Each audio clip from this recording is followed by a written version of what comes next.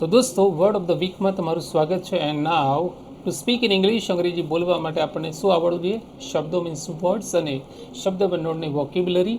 આજે ડે 5 છે અને જો તમે અત્યાર સુધી ડે 1, 2, 3, 4 જોવાનો તમારો બાકી હોય તો તમે જોઈ શકો છો. And now the next important word is honest. તો ઉચ્ચાર તમે જુઓ, ઓનેસ્ટ બોલાશે એન્ડ એનો મિનિંગ છે પ્રામાણિક, ઈમાનદાર. તો દોસ્તો ઈમાનદાર લોકો આજે લોકોને મતલબ ગમતા જ હોય છે. એન્ડ એક્ઝામ્પલ કે મારા પિતા એક પ્રામાણિક માણસ છે.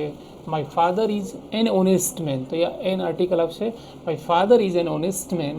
એન્ડ સેકન્ડ, હંમેશા તમારા કામમાં પ્રામાણિક રહો.